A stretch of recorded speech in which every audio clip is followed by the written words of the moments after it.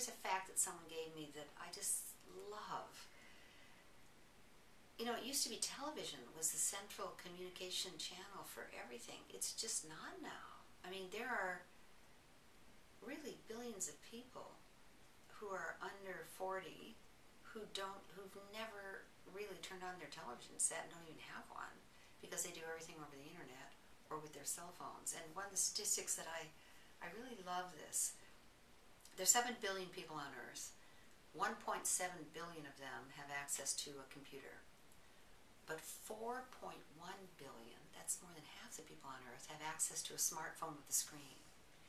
And are watching people in Nigeria or Ghana or Senegal or Sri Lanka who don't speak English and who don't read or write are watching YouTube clips. It is just staggering. So media is now open source. It's actually everyone can play. The Pachamama Alliance, we've done what's called a Positive Futures video contest. And we put out the word over the internet and other ways, but primarily over the internet, for people to submit films, 1, 2, 3, 4, 5-minute films or less, about depicting a positive future. We have hundreds and hundreds of entries and thousands of people voting on these films. And our goal, really, with the film contest is both to award some great films, but to proliferate people making thousands and thousands of positive future videos. And you can generate that. I mean, it's just completely amazing for free. It's so incredible. And, 10 years ago, that was unthinkable. And now, newspapers are going out of business. Television is becoming obsolete in its current form.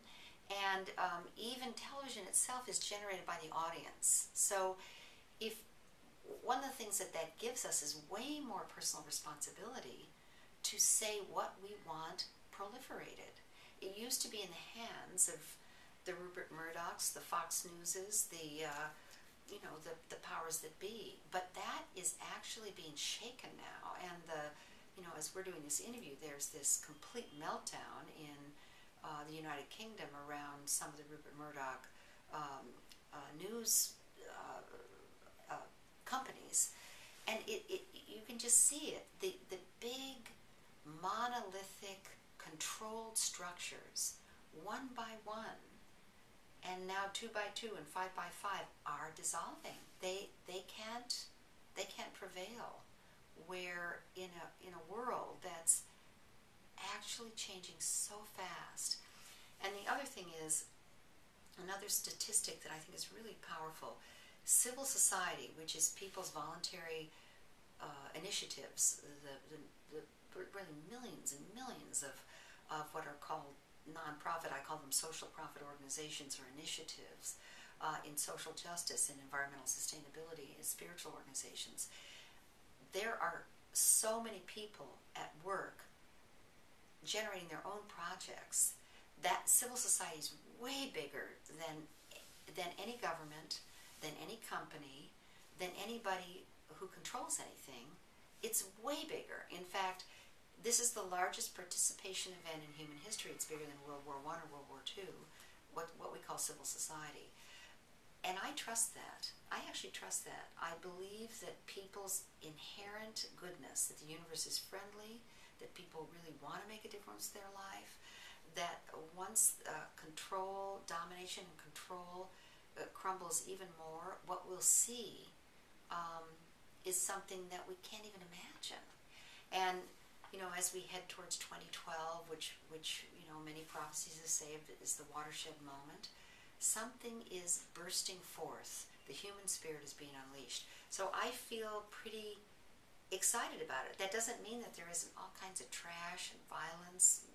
Just read this morning about this horrible massacre in Norway. I'm all about so many things. Like I've just come from a conference with the Nobel women who won the Peace Prize, and we were working on violence against women, 500,000 rapes in Democratic Republic of Congo. I mean, horrible things are still happening. I know that. I'm not naive. I'm very engaged in some of that work. But what's happening out of that is women saying no. What's happening out of these horrible acts of violence is people coming together to find their own security, because no government can protect us from these insanities now. It needs to be a crucible of love. So something amazing is happening in my view, and some of the most horrific things that are happening are generating a kind of response that, if we go with the natural, heartful response of the human family, we'll create a new culture. A culture, as the Dalai Lama says, of kindness and compassion. That's possible. That can happen. And I think if we commit to that, we can be people who foment that.